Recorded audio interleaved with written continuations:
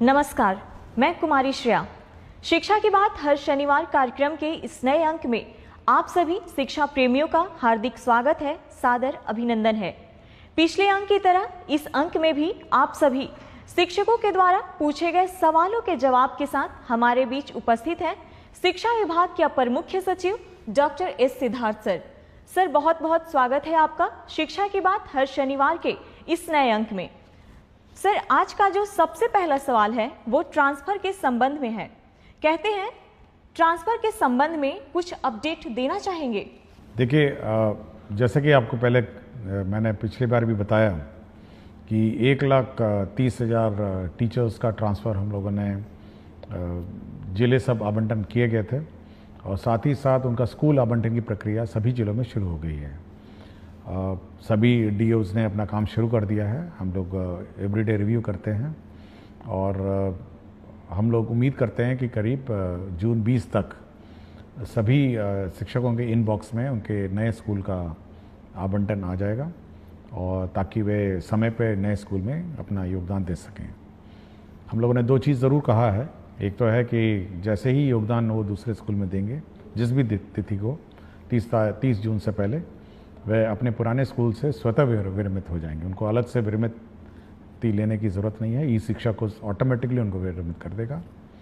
और दूसरा ये था कि हम लोगों ने यह भी सभी को कहा कि आप लोग डीओ के कार्यालय में चक्कर नहीं लगाएं, क्योंकि पूरी गोपनीय और पारदर्शिता से स्कूल का आवंटन किया जा रहा है और आपको वैसे भी पता नहीं चलेगा कि आपका कौन सा जो रिकॉर्ड है और कौन सा पोस्टिंग ऑर्डर है वो आपको वैसे भी पता नहीं चलेगा। इसलिए आप थोड़ा धैर्य रखिए और 20 तारीख को जब अपने इनबॉक्स में देख लीजिएगा और साथ ही साथ नए स्कूल में अपना योगदान दें। तो ये हम लोगों ने ऑलरेडी कहा है। और ट्रांसफ़र पोस्टिंग में ज़्यादा चिंता मत करिए। आप लोग अपना छुट्टी मनाइए, अपने छुट्टी पे जाइए, छुट्टी मनाइए और अपने परिवार के साथ समय बिताइए। सर, अगला जो प्रश्न है वो ये है कि बच्चे छुट्टियों में क्या करेंगे? देखिए, इस बार हम लोगों ने छुट्टियां दी हैं और समय पे छुट्टियां अभी आ गई हैं और अगला सप्ताह से सब लोग छुट्टी पे रहेंगे। बच्चे दो चीज़ें कर सकते हैं। या तो अपने माता पिता के साथ विभिन्न स्थान घूम सकते हैं और जो गांव में बैठे हैं, जो गांव में ही रह गए, उनके लिए हम लोग समर कैंप चला रहे हैं। और समर कैंप में विशेषकर जो क्लास 5 और क्लास 6 के जो बच्चे हैं उनके लिए समर कैंप है और इसमें मैथमेटिक्स, गणित, टीएलएम जैसी गतिविधियां हम लोग उस गांव में हम लोग कराएंगे। तो जो बच्चे घूमने जा रहे हैं अच्छी तरह घूमें और जो बाकी बच्चे बच गए हैं वे समर कैंप में भाग लें और अपना गणित और टीएलएम के माध्यम से मतलब शिक्षा विद जॉय, मतलब खुशी खुशी अपना कोई ले। दूसरा है कि हम लोगों ने, आपको जानकारी होगा, हम लोगों ने होमवर्क भी सभी कक्षाओं के लिए वेबसाइट में डाला है और सभी स्कूल के जो टीचर्स हैं वो डाउनलोड करके बच्चों को अपना होमवर्क लिखवाएंगे। तो जब भी आपको समय मिले तो बच्चे अपना होमवर्क करें और अभिभावक से अनुरोध है कि वे बच्चों को अपना होमवर्क करने में मदद करेंगे। सर, एक शिक्षिका हैं प्रियदर्शिनी नवादा से, कहती हैं छात्रों को गर्मियों की छुट्टी में दिए गए गृह कार्य को लेकर क्या विभाग द्वारा कोई अभिभावकों के लिए वीडियो या ऑडियो संदेश या व्हाट्सएप मैसेजिंग सामग्री साझा की जाएगी जिससे वे सही ढंग से मार्गदर्शन कर सकें? देखिए, हम लोगों ने चिट्ठी दी है और ऐसा कोई हम लोग वीडियो मैसेजेस नहीं देंगे। मेरा इतना ही है कि जो अभिभावक हैं, क्योंकि अब 24 घंटे बच्चों के साथ अभिभावक रह पाएंगे, तो एक पढ़ाने की आदत उनको पड़ी होनी चाहिए, मतलब बच्चों को। और हम लोगों ने जो चिट्ठी में लिखा है कि अगर घर पे हैं तो एक पढ़ने का स्थान वो निर्धारित करेंगे जहाँ पर बच्चे बैठ के पढ़ेंगे, या तो टेबल चेयर या चटाई पे, और एक वातावरण उस प्रकार का घर पे बनाएंगे जहाँ पे बच्चे एक कोने में बैठ के पढ़ें।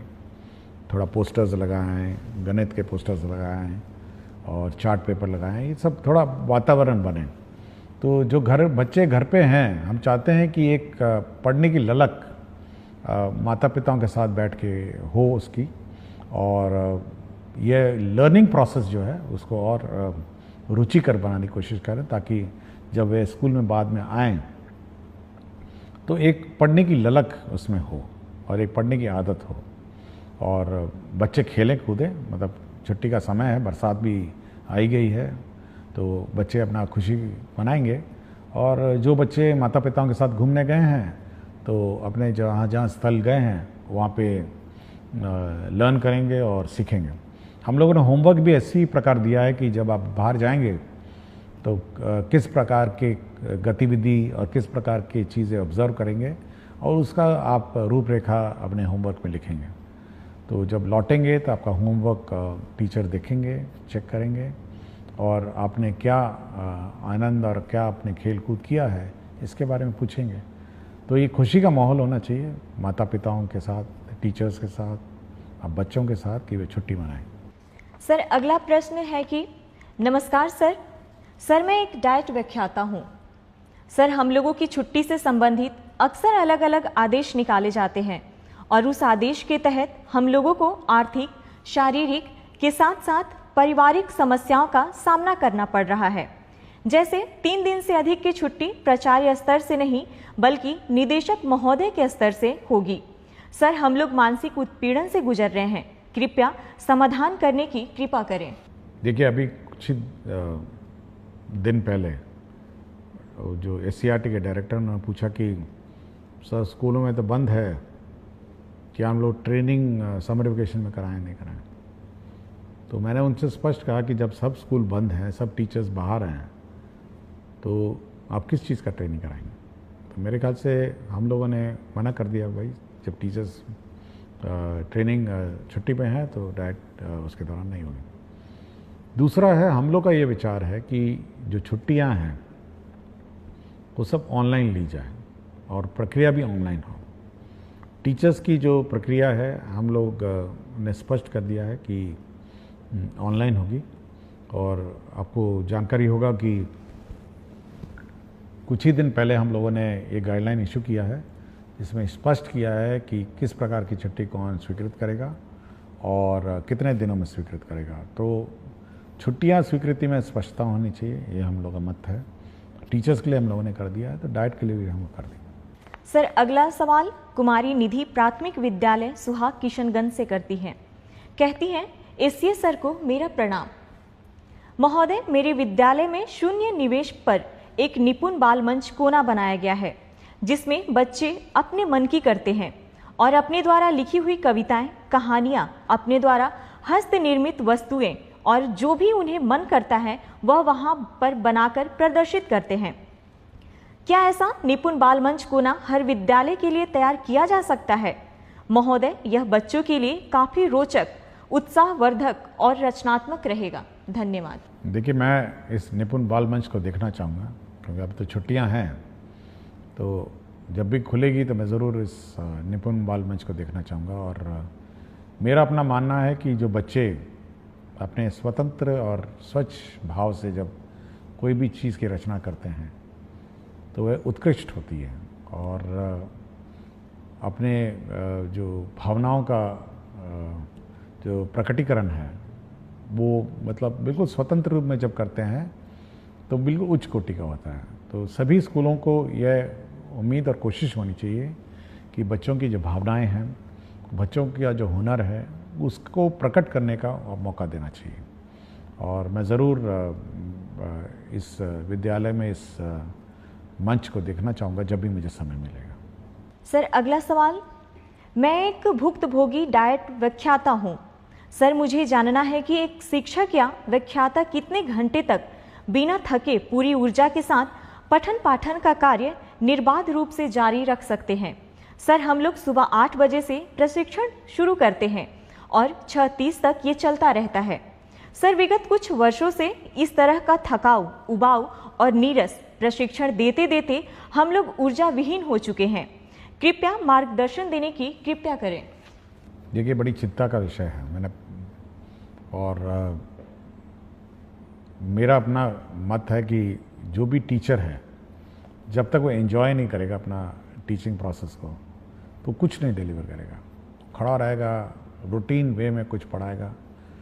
तो हम लोग की कोशिश है कि फर्स्ट हाफ में रीडिंग राइटिंग और ये सब जो भारी भड़कम टीचिंग है वो होनी चाहिए, और सेकंड जो पार्ट है जो लंच के बाद है उसमें रोल प्लेज होना चाहिए कि टीचर को कैसे पढ़ाना है, स्टूडेंट्स को कैसे इंटरेक्ट करना है। तो हम एक बार फिर से इसको रीलुक करेंगे छुट्टियों में कि कैसे पाठ्यक्रम पढ़ाए जाए, क्योंकि हेवी पाठ्यक्रम पढ़ा के आप डिलीवर नहीं कर सकें। और हम लोग का उद्देश्य जो है बेसिकली डाइट का वो सब्जेक्ट पढ़ाना नहीं है, हम लोग का उद्देश्य यह है कि बच्चे कैसे पढ़ाया जाए, बच्चे अध्ययन कैसे करेंगे और बच्चों का जो एक्टिविटी है वो कैसे हो, इस पर ज़्यादा ध्यान है। नॉट कि बैठ के फिजिक्स पढ़ाएं, केमिस्ट्री पढ़ाएं, ये हम लोग का काम नहीं है। इसलिए इसको एक बार रीडिज़ाइन करेंगे, और जब भी समर वेकेशन के बाद डाइट और एससीईआरटी के कोर्सेज शुरू होंगे तो एक नए लुक में हम लोग इसको लॉन्च करेंगे। सर, एक शिक्षक हैं संजय यादव, उत्क्रमित मध्य विद्यालय कोडरा हाता, हथवा, गोपालगंज से। कहते हैं, महोदय, आपके द्वारा अभिभावक शिक्षक संगोष्ठी के लिए एक कैलेंडर जारी किया गया है। अभी से पूर्व भी संगोष्ठी का आयोजन कई मर्तबा किया जा चुका है, पर संगोष्ठी से संबंधित प्रधानाध्यापक और प्रभारी प्राचार्य के नाम से जो पत्र कल के डेट में आपकी तरफ से निर्गत हुआ है, वह हमें यह सीख देती है कि किसी आयोजन अथवा मौका को अत्यंत महत्वपूर्ण कैसे बनाया जाता है। क्या इस मौके पर हम अपनी कक्षाओं के बच्चों का मासिक मूल्यांकन रिपोर्ट अभिभावकों को बता सकते हैं, ताकि हमारे बच्चे का अपडेट अभिभावकों को मिल सके? देखिए, आज शनिवार है और आज छुट्टी से पहले संगोष्ठी के लिए संबंध में मैंने पत्र लिखा था।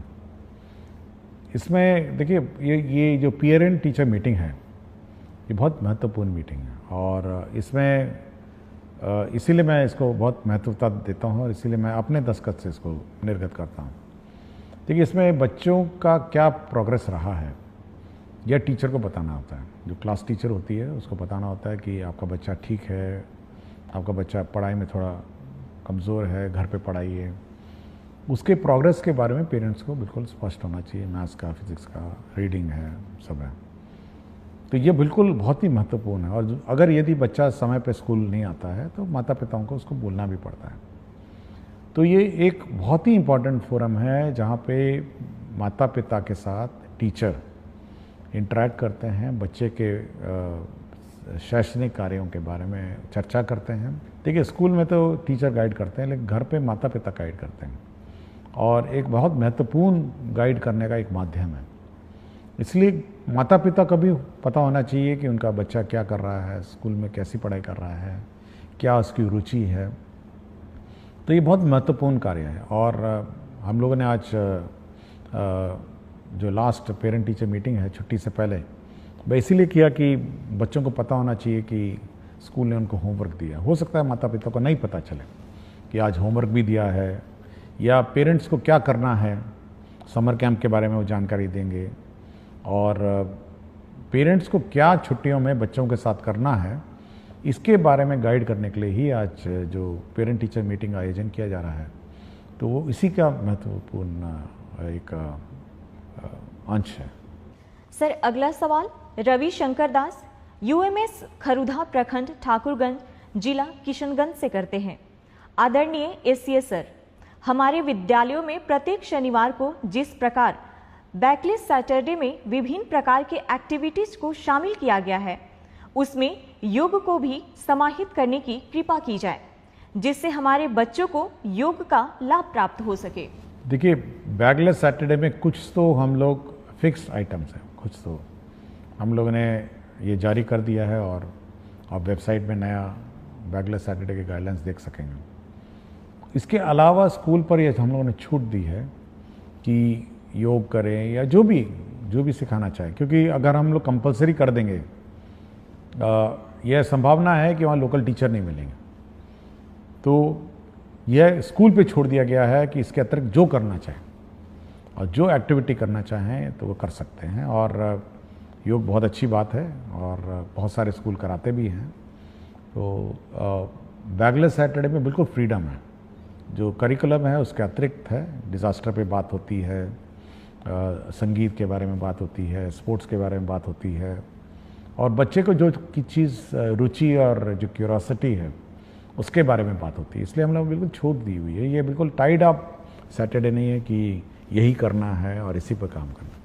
सर, एक शिक्षिका है बेबी कुमारी गोनवा पोवारी उच्च विद्यालय से, कहती हैं, सर क्या हर महीने होने वाली अभिभावक शिक्षक संगोष्ठी के लिए कोई एकीकृत रिपोर्टिंग प्रारूप या पोर्टल विभाग उपलब्ध कराएगा जिससे सभी विद्यालय एक समान रूप से रिपोर्ट भेज सके? देखिए, इतना रिपोर्ट अगर आने लग जाए तो हम लोग का तो विभाग बिल्कुल का सर चकरा जाएगा, और ज़्यादा रिपोर्ट हम लोग को चाहिए भी नहीं। हम लोग देखिए, हम लोग ये उम्मीद करते हैं कि अभिभावक और जो शिक्षकगण उस स्थानीय स्तर पर समस्याओं का समाधान करेंगे, स्थानीय स्तर पर अपना हल निकालेंगे। अब हर चीज़ हम रिपोर्ट लेके, हर चीज़ हम अगर इकट्ठा करने लगे तो उसका कोई हल हम नहीं निकाल पाएंगे। हाँ, फीडबैक अगर आपके पास है कोई संगोष्ठी के बारे में कि कैसे अच्छा करना है या उसमें सुधार करना है, तब तो बात सही है, लेकिन हर चीज़ का रिपोर्ट हम नहीं ले सकते। नहीं, ये हम चाहते हैं कि पेरेंट और स्टूडेंट और टीचर आपस में स्थानीय स्तर पर विचार करें और मामले का समाधान निकालें। सर, एक शिक्षिका है अंकिता दरभंगा से, कहती हैं, सर कुछ स्कूलों में अभी भी कुछ बच्चों को अभ्यास पुस्तिकाएं नहीं मिली हैं। क्या इसके लिए एक तेज ट्रैक शिकायत निवारण प्रणाली बनाई जा सकती है जिससे हम संगोष्ठी से पहले यह सुनिश्चित कर सकें? देखिए, मैंने कहा था कि छुट्टियों से पहले सभी किताबें मिल जाएं, और अगर मिली नहीं तो मैं ऑब्वियसली संबंधित में कार्रवाई करूँगा। मैंने बहुत स्पष्ट कहा था, और ये कहा था कि बच्चे छुट्टियों से जाने से पहले किताब लेके जाएंगे और पढ़ेंगे। एक बार हम लोग रिव्यू करेंगे अभी, क्योंकि छुट्टियां हैं, कि किस किस को किताबें नहीं मिली और किस कारण से नहीं मिली। लेकिन ये यदि नहीं मिली है तो बड़ा चिंता का विषय है। मैं पहले भी बोल चुका हूँ, और पिछली बार भी मैंने कहा, एक बच्चे ने किताबों के बारे में चर्चा भी की थी, तो अगर नहीं मिली तो मैं इस पर एक बार समीक्षा करूँगा और देखेंगे, इसको कोई रिजॉल्व करने की कोशिश करूँगा। और अगर कोई इशू होगा तो हम लोग कोशिश करेंगे कि अब तो टीचर तो है नहीं, तो बच्चों को आइडेंटिफाई करना भी मुश्किल है, तो एटलीस्ट जो छूट गए हैं, जिस दिन स्कूल खुलेगा वहाँ पर उस किताबें रखी रहेंगी। सर, अगला सवाल है, सर पीटीएम के लिए निर्गत पत्र अत्यंत शानदार है। आप तो सबसे बड़े पदाधिकारी हैं, हम शिक्षक तो पीटीएम अच्छे से ही करेंगे, पर शिक्षा विभाग के पदाधिकारी यदि विद्यालयों में पीटीएम को देख पाते तो निश्चित रूप से इसकी गुणवत्ता में बढ़ोतरी होती। देखिए, पीटीएम के बारे में हम लोगों ने ज़रूर आंकड़े मांगे हैं कि कितने बच्चे आए थे, कितने माता पिता आए थे और क्या चर्चा हुई थी। तो एक गूगल शीट हम लोगों ने निदेशक के माध्यम से हम लोगों ने निर्गत किया है, तो उतना डेटा तो हम लोग को आ ही जाएगा कि कितने माता पिता पेटीएम आए थे और क्या हुआ था। मैंने जैसा कहा, देखिए हर चीज़ को अब हम लोग इतनी क्षमता भी नहीं है कि इतनी बड़े 77,000 स्कूल में पीटीएम हो रहा है तो मॉनिटरिंग है। बट हाँ, फ़ोटो है उसमें, आपके पीटीएम का फ़ोटो है कि सच्ची में पीटीएम हुआ था या नहीं हुआ था, ये सब रिकॉर्ड्स है। और मैं चाहता हूँ कि कुछ ज़्यादा मतलब मॉनिटरिंग, इतनी मॉनिटरिंग मत करवाइए कि मतलब व्यवस्था में हम कन्फ्यूजन में हो जाएं। टीचर्स और स्टूडेंट और पेरेंट्स अपनी कोई व्यवस्था करवाइए और इस व्यवस्था को अपने संचालन कराइए। सर, अगला सवाल आशीष कुमार विद्यालय प्राथमिक विद्यालय तिरसकुंड जिला अररिया से, कहते हैं, सरकारी विद्यालय में विद्यालय अभिभावक गोष्ठी एक बहुत ही सकारात्मक पहल है। जिस प्रकार टीचर ऑफ द मंथ का पुरस्कार विभाग द्वारा दिया जाता है, विद्यालय भी हर गोष्ठी में एक बेस्ट परफॉर्मेंस देने वाले बच्चों के अभिभावक को सम्मानित करे और वर्ष के अंत में सभी गोष्ठी में सबसे अधिक सक्रिय अभिभावक को सम्मानित करे तो इस कार्यक्रम में और अधिक सक्रियता बढ़ सकती है। देखिए, हर स्कूल का अपना विद्यालय संचालन समिति है और हम चाहेंगे कि उस विद्यालय संचालन जो समिति है, जो कमेटी है, उसमें जो अभिभावक हैं वही सदस्य रहते हैं और थोड़ा बढ़ चढ़ कर अपना योगदान देंगे। हम लोगों ने टीचर्स ऑफ द मंथ का कॉन्सेप्ट लाए थे कि हर टीचर को हम लोग पुरस्कृत मेरे दस्तखत से जाता है। स्टूडेंट को भी हम लोग अवार्ड करते हैं कि स्टूडेंट ऑफ द वीक के। ये होना चाहिए कि जब भी अब पेटीएम होता है वहाँ पर उस पेरेंट्स के सामने इस बच्चे को पुरस्कृत करिए कि ये one of the best student है। इससे दो कारण हो सकते हैं। एक तो जो अभिभावक हैं वो प्राउड फील करेंगे, देखिए मेरे बेटे को स्टूडेंट ऑफ द वीक या 15 दिन में जो भी है अपना फोर्टनाइट है, इसको पुरस्कार मिला। और दूसरे जो अभिभावक हैं उनको ये प्रेरणा होगी कि भाई मेरा बच्चा भी अच्छा परफॉर्म करेगा। तो ये बहुत ही इम्पोर्टेंट फोरम है कि उस फोरम पर के सामने आप ये पुरस्कार देंगे, तो ये एक अच्छी बात होगी। मतलब ये कि उस पेरेंट्स के सामने सभी पेरेंट बैठे हुए हैं तो बच्चों को पुरस्कृत की जाए। सर, आज का आखिरी सवाल। सुहानी कुमारी वर्ग 7वीं कन्या मध्य विद्यालय अमला की छात्र हैं। कहती हैं, सर मुझे सारी किताबें मिल गई है, उसके लिए सर का धन्यवाद। पर मेरे मन में एक प्रश्न है कि आपके बहुत सारे फोटो हम देखे हैं और सभी में आप वाइट शर्ट पहनते हैं, तो क्या इसके पीछे कोई राज है? सर, हम बच्चे जानना चाहते हैं। देखिए, पिछली बार आपने प्रश्न उठाया था आपकी किताबों के बारे में, तो अच्छी बात है किताबें मिल गई हैं। और एक और प्रश्न भी था कि सुपौल में एक स्कूल था जो नया बना हुआ था और उसका संचालन नहीं हो रहा था, वो भी शुरू हो गया था, मंडे को वो भी शुरू हो गया। तो जो भी प्रश्न पिछले बार इश्यूज़ उठे थे उनका समाधान हो गया है। जहाँ तक वाइट शर्ट की बात है, देखिए इसकी दो कारण हैं। देखिए, हर स्कूल का अपना यूनिफॉर्म होता है। उसका ये कारण होता है कि सभी बच्चे मतलब एक तरह दिखते हैं, मतलब नीले कमीज़ों में दिखते हैं। और दूसरा, उनको उस कमीज़ पे ज़्यादा ध्यान नहीं देना है। मतलब जब स्कूल के लिए तैयार होकर आते हैं तो एक ही कमीज़ है, मतलब नीली कमीज़ पहननी है, नीली पैंट पहननी है या निकर पहनना है। और उसी प्रकार मेरा भी जो कबर्ड है उसमें ऑफिस के लिए जब तैयार होता हूँ तो केवल 2 ही प्रकार के कपड़े हैं, वाइट कमीज़ें हैं और ब्लैक पैंट है। तो मुझे ध्यान और मुझे दिमाग नहीं लगाना पड़ता है कि आज सुबह ऑफिस में क्या पहन के जाऊंगा। उसी वाइट में से एक शर्ट उठाता हूँ, उसी ब्लैक पैंट में पैंट पहनता हूँ और मुझे अपने मन और मस्तिष्क में तनाव नहीं रहता है। एक तो फॉर्मल है, मैं तो कोई रंगीन नहीं पहन सकता हूँ और मतलब जीन्स और टी-शर्ट पहन के तो ऑफिस नहीं जा सकता। एक बहुत ही सभ्य और फॉर्मल लोकेशन है। और दूसरा ये है कि ज़्यादा दिमाग लगाने की आवश्यकता नहीं मुझे। ज़्यादा दिमाग अपने काम पे लगाइए, ज़्यादा दिमाग अपने मतलब जो आज दिन भर करना है उसके बारे में सोचिए कि आज दिन भर क्या करना है। तो ज़्यादा दिमाग मेरा उसी में लगता है।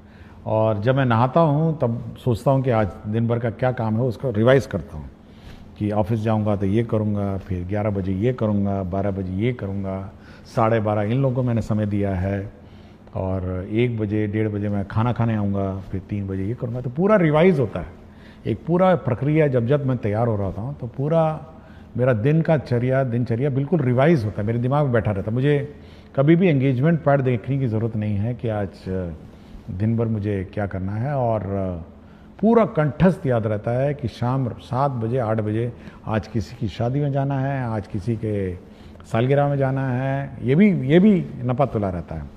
तो इसलिए ये दिमाग बिल्कुल नहीं लगाना पड़ता मुझे। और कमीज और पैंट और शर्ट में मैं ज़्यादा दिमाग नहीं लगाता। वाइट शर्ट और ब्लैक पैंट यही 2 है जो मैं ऑफिस पहन के जाता हूँ।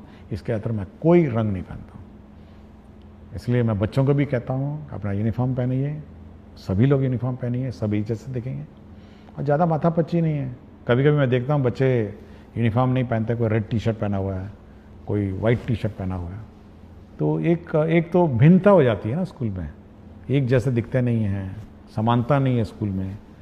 और अगर हम लोग छोड़ दें बिना यूनिफॉर्म के तो आप सोचते हैं कि जो अमीर बच्चा है वो अमीर बच्चे की तरह ड्रेस करने लग जाएगा, जो गरीब बच्चा है वो गरीब की तरह ड्रेस करने लगेगा। एक कंपटीशन और प्रतिस्पर्धा हो जाएगी कि देखिए वो बहुत अच्छा पहन के आई है, वो बहुत अच्छा पहन के आया है, हम भी पहनेंगे।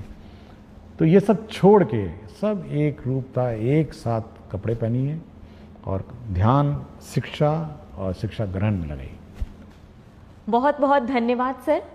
शिक्षा की बात हर शनिवार कार्यक्रम के अगले सप्ताह में आप सभी शिक्षकों और बच्चों के प्रश्नों के साथ फिर से मिलेंगे।